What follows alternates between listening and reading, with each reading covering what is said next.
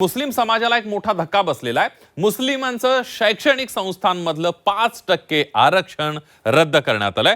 2014 मध्ये आघाडी सरकारनं मुस्लिम समाजाला हे आरक्षण दिलं होतं, मात्र 5% आरक्षण देणारा अध्यादेश कायद्यामध्ये रूपांतरित झाला नसल्यानं हे आरक्षण आता रद्द करण्यात आलंय।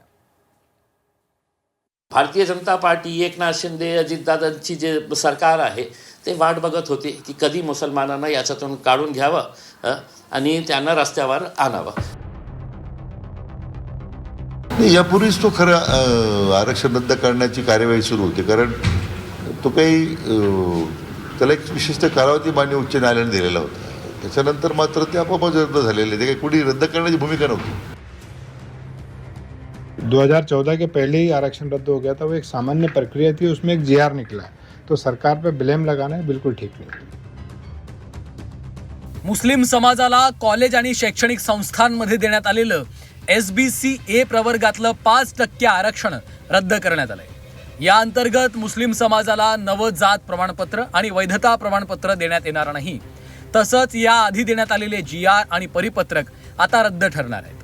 काँग्रेस आणि राष्ट्रवादीच्या आघाडी सरकारनं 2014 मध्ये निवडणुकीच्या पार्श्वभूमीवर मुस्लिम समाजाला 5% आरक्षण देण्याचा निर्णय घेतला होता, ते आता पूर्णपणे रद्द केलाय।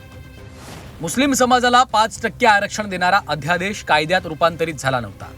हायकोर्टाची 14 नोव्हेंबर 2014ला अध्यादेशातील काही तरतुदींना अंतरिम स्थगिती आहे। स्थगितीनुसार सरकारी नोकऱ्यांमधील आरक्षणाचा अंमल थांबला होता।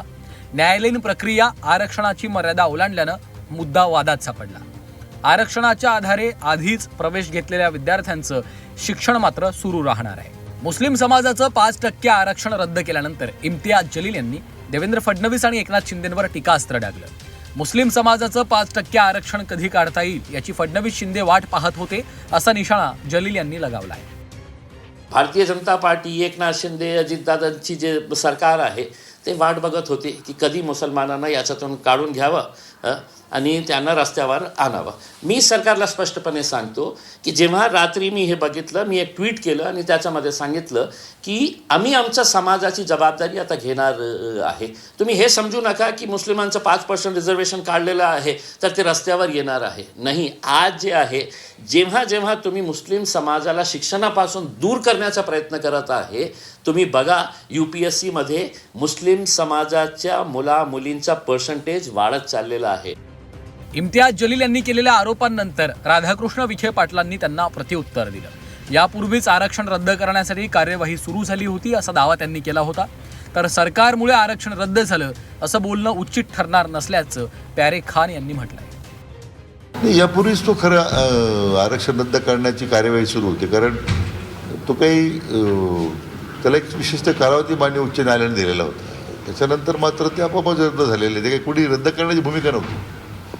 असं की अन्य राज्यामध्ये सुद्धा जर माझी माहिती अशी की आंध्र प्रदेशमध्ये सुद्धा तो देण्याचा प्रयत्न झाला, तिथे ते न्यायालयाची कसोटी पण टिकलं नाही। त्यामुळे विनाकारण काही मुस्लिम समाजाचं आरक्षण रद्द करण्याची भूमिका शासनाने घेतलेली असं मानण्याचं कारण नाही। सरकार ने रद्द नहीं किया, ये आप देखिए, जाके बात कीजिए, वहाँ पे मंत्रालय में बात कीजिए। 2014 के पहले ही आरक्षण रद्द हो गया था। वो एक सामान्य प्रक्रिया थी, उसमें एक GR निकला है, तो सरकार पे ब्लेम लगाना है बिल्कुल ठीक नहीं। मुस्लिम समाजाचं SBC-A प्रवर्गातलं 5% आरक्षण रद्द केल्यामुळं त्यांचा लाभ आता मिळणार नाही। दरम्यान यावरून मुस्लिम समाजातल्या नेत्यांनी सरकारवर आरोप केलेत, तर सरकारमधील मंत्र्यांनी सर्व आरोप फेटाळून लावलेत। ब्युरो रिपोर्ट, झी 24 तास।